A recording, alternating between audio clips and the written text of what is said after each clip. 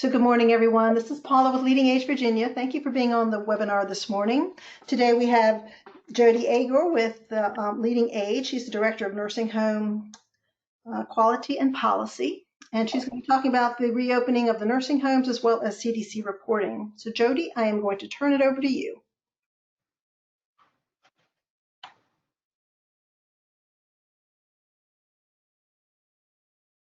Good morning. Thank you. And sorry for that pause. I was having a hard time getting the mute button done.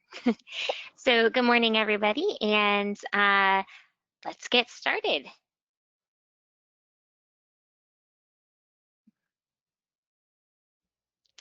So CMS released some reopening guidance that you all are aware of back in the middle of this month. It was CMS QSO-20-30-NH. And this is the guidance for reopening of nursing homes. It's recommendations to state and local officials, which means it needs to be adopted at the state level. That's kind of different from the way that we normally receive the guidance from CMS. When it comes out in a memo, it usually means that it needs to be implemented immediately, but not the case here. It needs to go through your state first, and so you'll want to check with your state to find out what the actual requirements will be.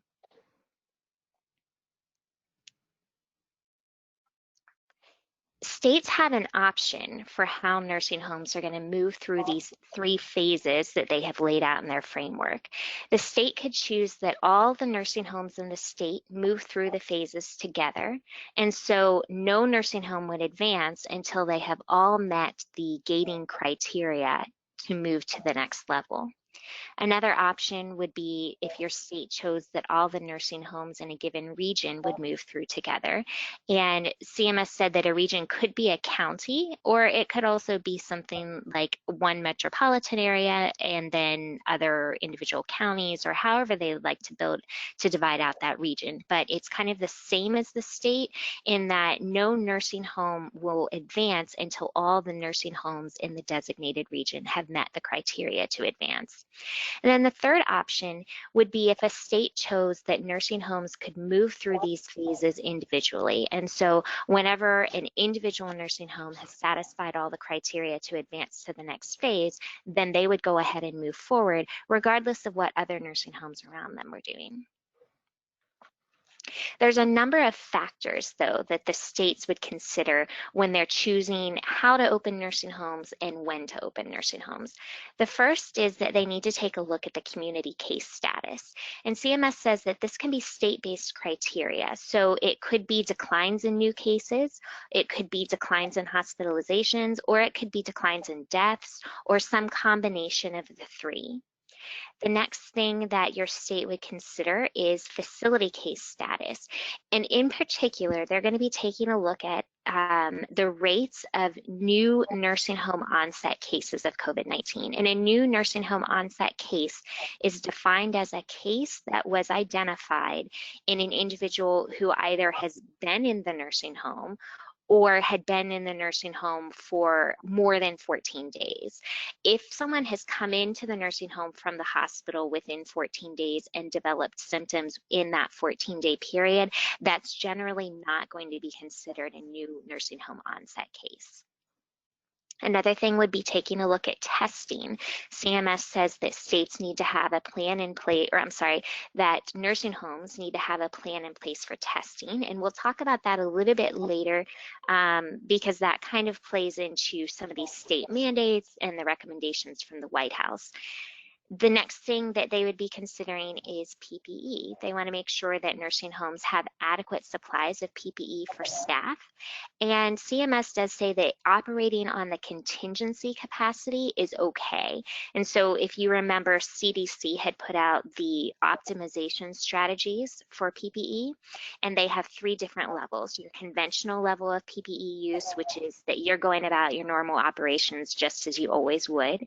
Your contingency strategy is when you are conserving supplies and there's not a significant impact on your daily operations, but you're not necessarily acting the way that you would if you had all the PPE in the world. And then the third level is the crisis strategies, and that is you are significantly low on PPE or you're lacking some types of PPE. CMS says that you can't be operating in that crisis level, but if you're operating in contingency or conventional strategies, that's fine. Another thing to consider would be staffing. Does the nursing home have adequate staffing, no staffing shortages? And that's a little bit laughable considering that nursing homes have always had difficulty with staffing even prior to COVID-19. But CMS says as long as you're not operating under a contingency staffing plan. Another thing to consider is universal source control. Does the nursing home continue to practice things like residents wearing cloth face coverings, any visitors who are admitted wearing cloth face coverings, staff wearing the appropriate PPE, but then when PPE is not indicated, are staff wearing masks or cloth face coverings? Is everyone practicing hand hygiene? Is everyone practicing social distancing? And then the last consideration would be hospital capacity. Does the local hospital or the referral hospital have the capacity to accept residents who would be transferred from the nursing home, including in a surge capacity situation? Some additional considerations to be aware of when we're talking about this framework that CMS put out. It tracks along with the White House guidelines for opening up America again. So as the community is moving through phase 1, phase 2, and phase 3 of opening up America again, the nursing home theoretically could be moving through the phases of reopening nursing homes. CMS does require that initial baseline testing is completed with all residents and staff prior to reopening, and that a nursing home would remain in the significant mitigation, our current state, while the surrounding community is in phase 1 of opening up America again. Once the surrounding community has satisfied the gating criteria to move to phase 2 of opening up America again, then the nursing home could begin to relax restrictions according to the framework that CMS has recommended. CMS does say that states may or should survey nursing homes who have had significant outbreaks of COVID-19 prior to reopening to ensure that the nursing home is following infection control procedures and that they have taken steps to mitigate any further COVID-19 outbreaks. And if a nursing home experiences a new nursing home onset case at any point in time during this progression through the phases, they would return to the highest level, the significant mitigation, and begin again with the same timelines of 14 days. So let's talk about testing. This has been an extremely hot topic. It started off when the White House said that all nursing homes needed to be tested, and they handed that down to the states to put their different mandates in place. And then CMS came out with their recommendations of what that testing should look like. We are hearing that it's being adopted in different ways across the country. There are a lot of concerns around testing, the least of which is not about funding, right? Like that's the biggest concern that I think everyone has is how are we going to pay, who's going to pay for testing? CMS says that all staff and all residents need to receive an initial baseline test. Once that initial baseline test has been completed, staff would be retested on a weekly basis, and residents would be retested anytime any individual shows symptoms that are consistent with COVID-19 or anytime a staff member tests positive for COVID-19. When residents are retested under those circumstances, they would then be retested on a weekly basis until all residents in the nursing home test negative. So let's talk about the framework now. We are in most places should still be in the current state of significant mitigation. And CMS defines significant mitigation as follows. And some of these things might come as a surprise. There are restrictions on visitors, which we all know that there should only be visitors allowed in certain compassionate care situations.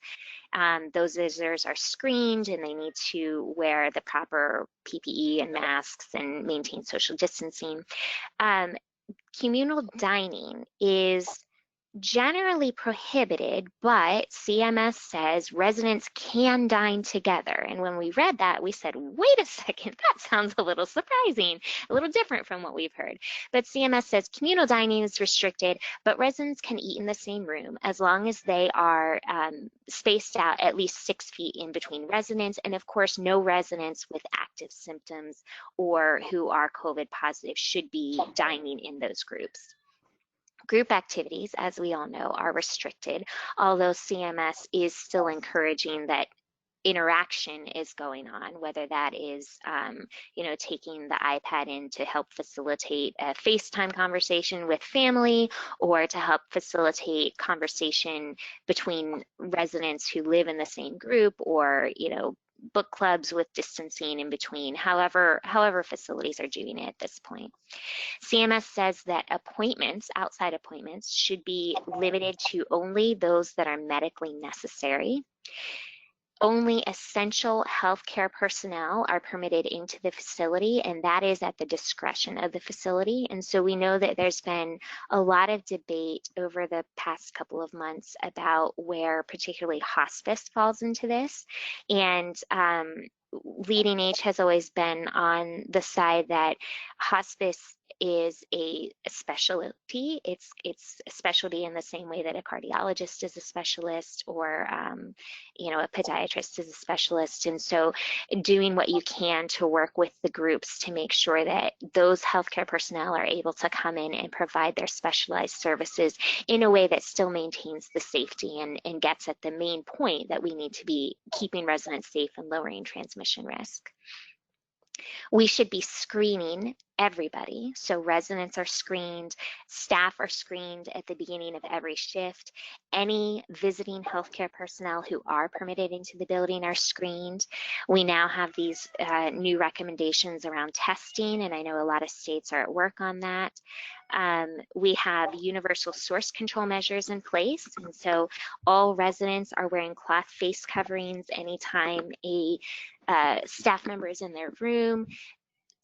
Residents who are COVID positive should be wearing masks. Any staff member, any person who's in the building at all should have their face covered in some way, whether that's the cloth face covering or the medical mask. We need to be doing hand hygiene, of course, and social distancing. And then, of course, PPE. To the best of our abilities, everyone needs to be wearing the appropriate PPE as indicated. In terms of surveys, we had been operating for the past over a month. Since the end of March, we'd been operating under the survey prioritization that authorized only surveys that were related to IJ complaints or facility reported incidents and the revisits associated with that, and only the infection control surveys. CMS now says that in our current state, they will also be doing initial certification surveys and any state-based priorities. And they identified state-based priorities as things such as hotspots or strike teams. This level of survey activity takes us back to the first survey prioritization that was put in place at the beginning of March before they came at the end of March and kind of tamped down to just the IJs and infection control. So that's kind of the state that we're in now.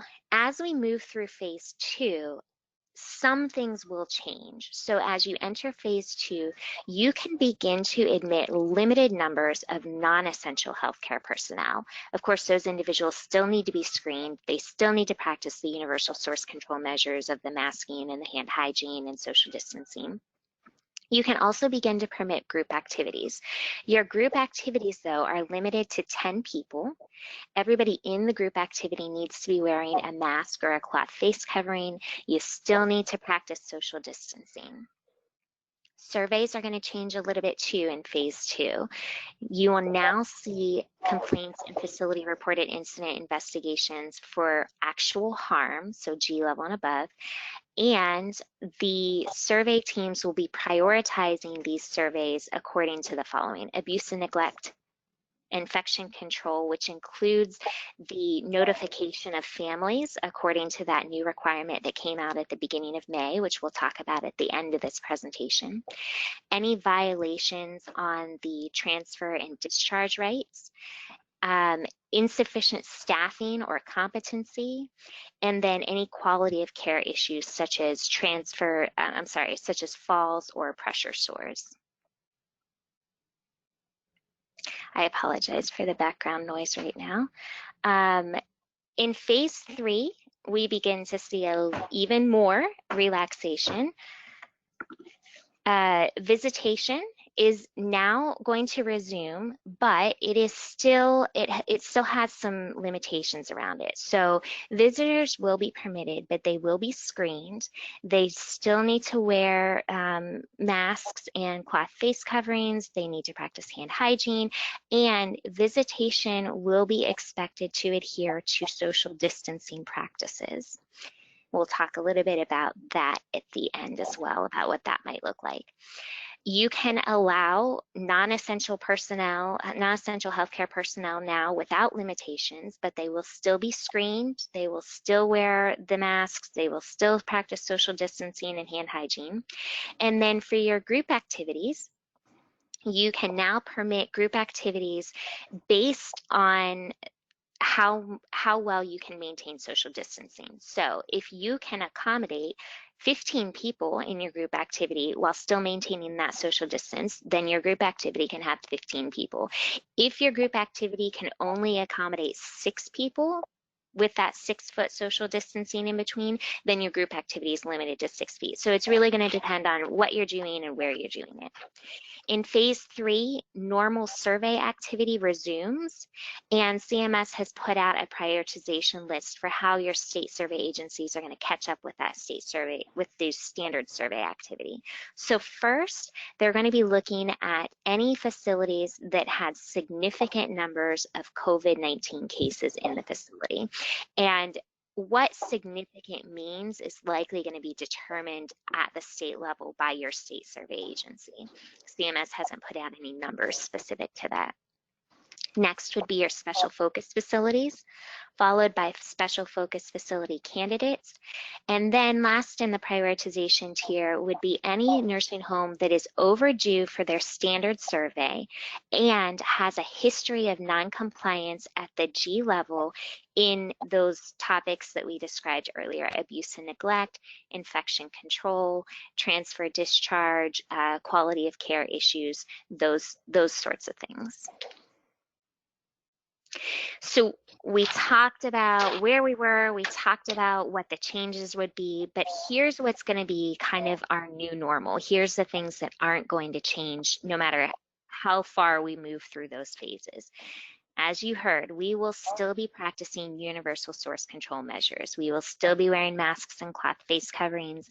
We will still be practicing hand hygiene, and that also includes ensuring that residents are practicing appropriate hand hygiene, and we'll still be social distancing. We are going to be testing for the foreseeable future. Depending on how we can pay for that, it might look a little different, and depending on what your state mandates, it might look a little different, but CMS's expectation is that testing would continue throughout.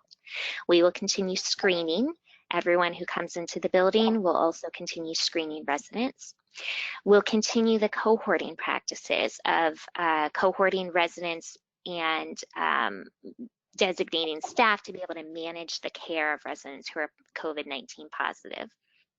We will continue the PPE practices of using all appropriate PPE for residents who are COVID-19 positive, and all appropriate PPE as recommended by CMS and CDC in the care of residents, and then wearing the cloth face coverings if PPE is not indicated. And we will continue some parameters around our activity and operations. So the medically necessary appointments, CMS has not taken that out of their framework. All through, they have continued to say the medically necessary appointments. We will also continue practicing that limited numbers of folks in the dining room, spaced 6 feet apart, limited numbers at tables. As we talked about, the group activities are still going to be limited with the social distancing, and then even, gatherings in the hallway. It's not a real group activity, but as residents are going through the hallway or as they are making their way through their day, we need to be reminding residents to practice social distancing as well. So where do we go from here? The biggest thing that stood out to me when I reviewed the framework is that there's nothing about what happens after we get to phase 3. We don't really have any indication of when we're going to let down those things we just talked about. It's kind of the new normal, and we're not sure how long our new normal is going to last. I think that depends largely on the future of COVID-19 in our states, in the country, in the whole world. There's still so much that we are learning about this virus. There's still so much that we don't know and that we are not prepared for. PPE is still grossly inadequate. Testing, we have no vaccine at this point. And so a lot of those factors are going to have to play into the decisions that are made for the future. It's also kind of tough to know where to go from here because the framework that CMS put out is just that. It's a framework. It's not a recipe. It doesn't tell us exactly what to do in every single circumstance. But on the other side of the scale, we do have a lot of things in our favor. First of all, we can look at the surrounding community. The White House has put out guidelines. Some states are choosing to do it a little bit differently, but we can take a look at what's going on around us to try and figure out what we might want to do within our own nursing home. So for example, what's the community doing about restaurants? Maybe that'll help us determine if we have a life plan community and the restaurants in the independent living section, maybe that'll help us determine how we should address that. Or take a look at how beauty shops are operating in your community, and that can help you set a guideline for how the beauty shop's going to operate in the nursing home. The same with pools and fitness centers.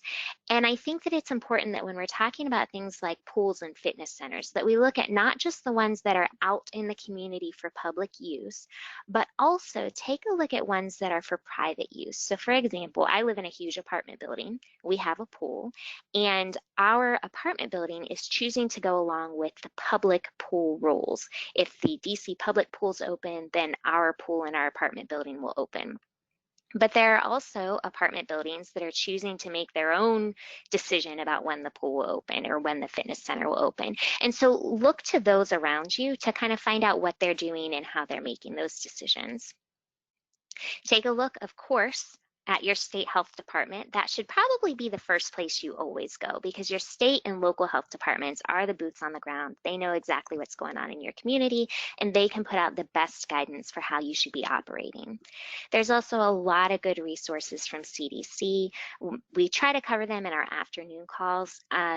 CMS relies very heavily on CDC. CDC is the experts in this case, and so we should all be taking a look at them, the recommendations that they're making. They make recommendations for nursing homes, they make recommendations for retirement communities, as they call them, they make recommendations for public housing, and then they also make recommendations for the general public, and all of those things can go into helping us make our decisions.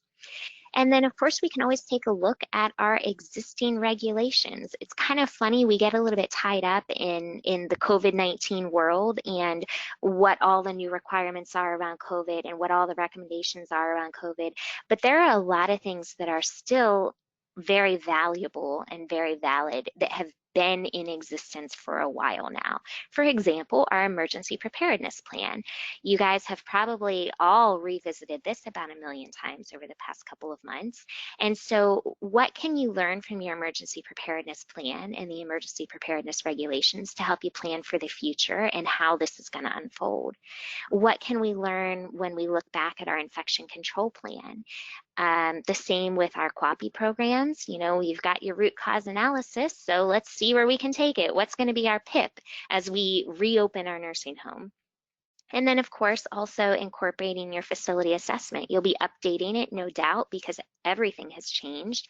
But when you're looking at it in that broader picture, it might help you to be able to take stock and to make these decisions based on the experience that you already have and the excellent knowledge that you have of your nursing home. And frankly, no one knows your nursing home better than you do. Another few operational considerations that we want to think about as we're moving forward, things like how are we going to maintain all of this frequent cleaning, the high touch surfaces, particularly as parts of our nursing home begin to open up and things become a little bit more free? What about the extra time and the extra staff that certain operations are going to require?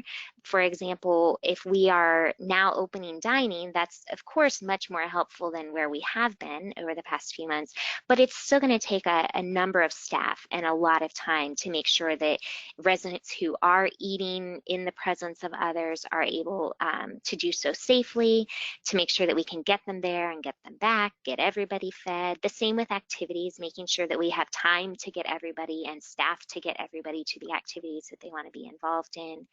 And then, of course, visitation. That's going to be, I think, a tough nut to crack because there's a lot of things that go into it.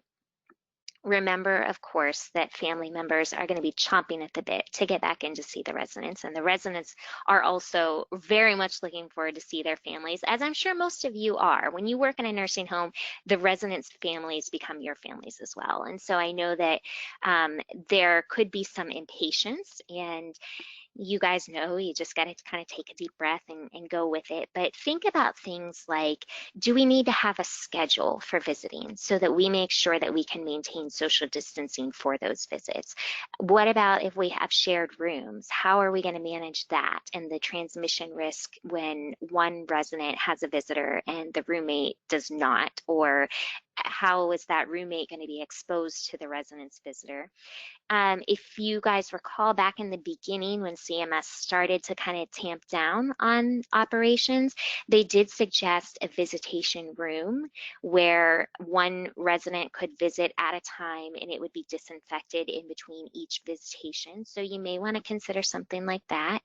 And also taking a look at how and when you might allow visitation among roommates or among spouses or co-resident friends who are either living in the same license, they're all in the same nursing home, or you've got one partner living in the nursing home, you've got the other partner living in the assisted living that's technically a different license. So how are you going to manage that? Just those types of considerations as we're going forward. And so now to switch gear with our reporting, as you guys are well aware, the interim final rule on COVID-19 reporting went into effect on May 8th. This rule required that nursing homes would be reporting to residents and families any new cases of COVID-19 and clusters of clusters of respiratory symptoms among residents and staff. It also required that nursing homes would be reporting to the CDC through the NHSN reporting system, and there's a number of things that you're reporting through there. For the first the first reporting to residents and families theoretically could have been by 5 p.m. May 9th, because the rule is that you would be reporting by 5 p.m. the day after the identification of a new case or a new cluster, and then you would be giving at least weekly updates, cumulative updates to residents and families thereafter. With CDC, your first reporting was due 11:59 p.m. on May 17th, and it's required on a weekly basis thereafter. Public reporting of the data that you enter into NHSN was initially scheduled to go up, CMS thought, maybe by May 31st. That's what they put out in the first initial information, but if a number of you probably heard on the call on Wednesday afternoon, CMS's national call, they didn't reference that date. They didn't reference May 31st for public reporting this time around. They just said it would be coming soon. I think I can't say if May 31st is still the date that they're going to hold to or if it would be something different. I don't know. But I do know that they're kind of sorting through the data and they're trying to figure out what data they have, what the data actually means, and how to appropriately report it and accurately report it so that when the public hears it, they know what they're hearing. We certainly appreciate that because we want to make sure that if large numbers of deaths, for example, come out, that people understand that this number of deaths reflects the number of deaths since January 1st, not since May 8th, something like that. So we appreciate the time that they're taking to make sure that they get this right, both CDC and CMS. There have been a lot of issues though. We've heard from you guys. We really appreciate hearing from you all because I've been able to then go back to CDC and to go back to CMS with very specific examples of where the issues are. There have been a lot of problems with enrollment. Just getting through the multi-step process of enrollment has been really challenging.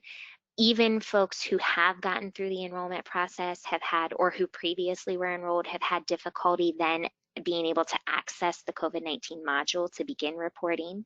When folks are reporting, there's been a lot of questions about what the different data elements mean. Do we have to report cases prior to May 8th? CMS says we don't, but CDC says we should. How do we manage that? And then we've also heard some questions, though not as many, about the resident and family reporting requirement. The one that we hear most often is how do we make sure that residents and families have access to the information we're putting out there? CMS had said you needed to make a reasonable effort, reasonable accommodation to make sure that the information is available. But when residents are not coming out of their rooms, that could be a little challenging. It's more than just a sign on the door. You don't know that all families have access to internet. So if you put it up on your website, is that a reasonable accommodation? There's been a lot of questions swirling around that. And as with most things, CMS is kind of tied on the amount of advice that they can give, but they have said make a good faith effort. Do the best that you can with the information that you have available. And I would add to that, when you're making your good faith effort, have everything you can to back it up to show that this is my good faith effort and this is why I chose to do it this way and here's why I couldn't do it some other way. I wanted to run briefly down through some of the resources just to make sure that you guys kind of had a refresher on it. First and foremost, always make sure that you're checking your leading age state affiliate. And I know there's a few states on the call today, so that's why I didn't put any specific links up there. But make sure that you are keeping tabs on what your state is doing. At national, we can talk about what's going on at the federal level, but your state affiliate is the one who knows best what your specific state requirements will be. We have the Leading Age COVID-19 page on the Leading Age National website, and this has a lot of information. It's got information on requirements that are coming out. It's got some tools and resources that Leading Age has put out. It's got analysis of what these different requirements mean. It also talks about the advocacy that we're doing both with CMS and the advocacy that we're doing with Congress. The letters that we're sending to Congress, the letters that we're sending to the White House, all of our different meetings, the big wins that we've had. We have had quite a few during this time that we're really excited about. We've also got the Leading Age Learning Hub, and this is where we have our webinars, our quick casts, which are kind of like a short bite, 10 to 15 minute information. We actually are expecting today or in the next few days, we're expecting to put up on our Learning Hub the quick cast on these reopening guidelines. And I should note here too that remember, Leading Age covers the aging services continuum. So in addition to the nursing home stuff, which I'm talking about, we have information for adult day, we have information for home health, we have information for hospice, for life plan communities, for senior housing. We really try to make sure that all of the aging service continuum is served. And then lastly, to bring everybody back around to the Leading Age member community, you guys might remember we just launched this in November. It's the online platform that took the place of our listservs. And you can sign on here. And what I think is really cool about this is, number one, it cuts down on your email traffic. But number two, when you go into the Leading Age member community, you can have conversations directly with members. And so Leading Age may not be able to tell you how to open your beauty shop, but you can put a question up there to say, hey, what is other people in other states doing, or in my own state doing, to open the beauty shop? And you can get responses from actual on the ground members who are doing the work. Here's the operations and here's the protocols that we're putting in place. So I will now take questions, but not before just expressing my extreme gratitude for everything that you guys are doing. It is so humbling to be able to work for such amazing members. This has been an incredibly difficult time. I know it's probably been one of the hardest time periods in my life, and I am not even seeing face to face the things that you guys are seeing and the things that you guys are going through on a daily basis. And so all of us at Leading Age National are just so privileged to be able to work for you and to be able to help support you through this. So I'll take questions now. All right, Jody, we did have a few on the reopening guidelines. One was, does Leading Age have the most up-to-date recommended screening questions for visitors and essential healthcare workers? And if so, could you share the link? If you have one, you can put that into the chat box for everybody. Mm-hmm. So when CMS put out the framework, they mentioned screening, of course, temperature checks, and then screening for symptoms, and they also talked about screening for exposure. But CMS refers to CDC in terms of what specific symptoms and things like that you should be looking for, because CDC is updating that frequently. So so I can take a look through and send the link for where you might find that on CDC. And Paula, I can send that to you afterwards because I don't want to switch off this screen. But you should check that regularly to be sure you're up to date on symptoms. Sure, I can send it out to people then. Another question was, so are you saying the beauty shops can open up like long-term care just like those beauty shops out in their communities? I know, right? Wouldn't it be easy if I had a simple question or a simple answer for that? I mean, so CMS has not said that beauty shops can open. I'll put it that way. We point to the framework that talks about limited numbers of non-essential personnel. And we recognize, as all of you do, that the beauty shop is a really essential service for a lot of the residents. It talks about your health and your well-being. And so CMS hasn't said they can't open up.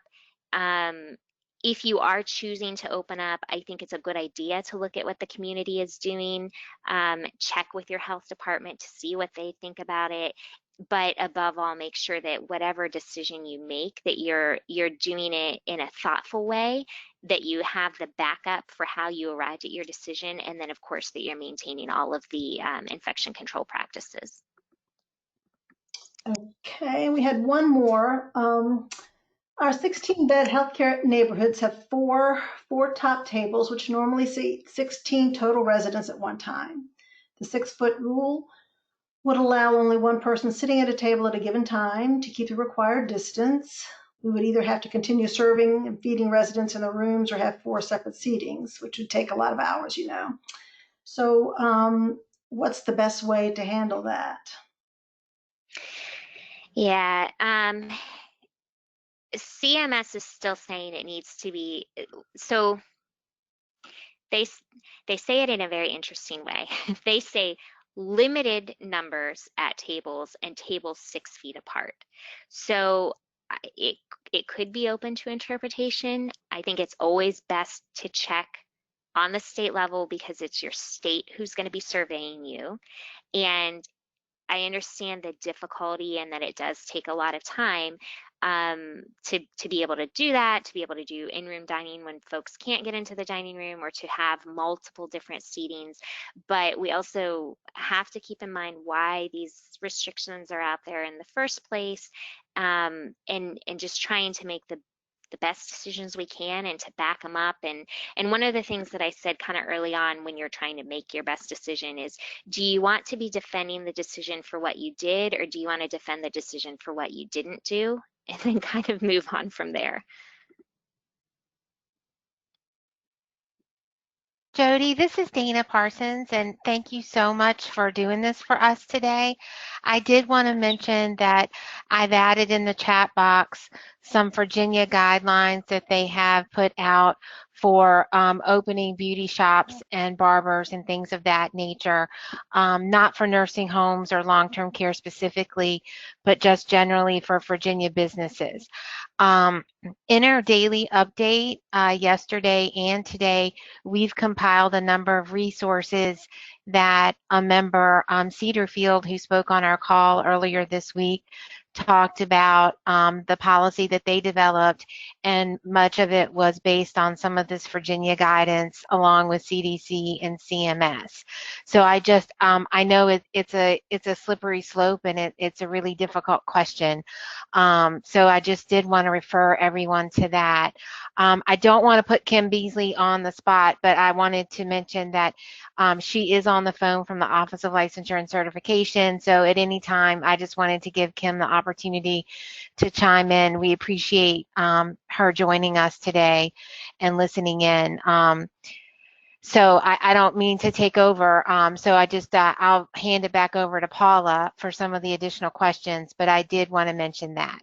So thanks again, Jody. Thank you. Thanks, Dana. Yeah, we had another question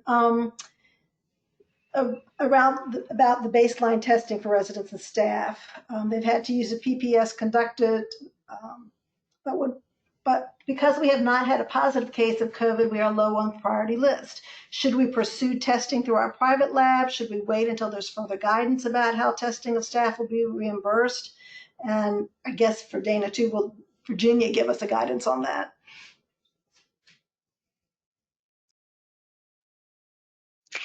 And I'm going to say defer to the state on that because CMS put out the idea of what they would like to happen and what they recommend should happen, but we are hearing all across the country that the reality of that actually happening is very different, or how that would happen is very different. So this is Dana. The state has offered testing guidelines. Those are also in the information that I mentioned.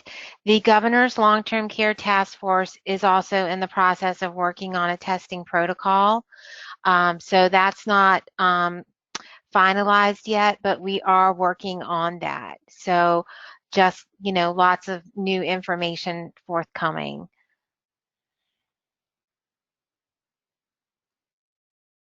Okay, Jody, I don't see any more questions. So I, like Dana, will thank you very much for being willing to share all this information that you have. And thank you so much for all you're doing in Leading Age. Thank you, and thanks for having me today. It's a real pleasure to be able to come on and talk directly to members. I enjoy that, and I enjoy talking with our state staff as well. Yeah, we couldn't do it without you. Leading Age has just been such a tremendous support to us. So thank you so much, Jody. And yeah, I really appreciate that we've all come together. It's been great. Yeah, it has been. That's a silver lining in all of this. We have become one big, huge family. Yes, we really and I have a comment that just came in that said, "You're the best, Jody." Oh, thank you. Thank you, and I'll pay you later. Okay. Well, thanks so much. We really appreciate it. And this is being recorded, so this will be available on our COVID resource page as a resource for all of your staff. So thanks again, Jody.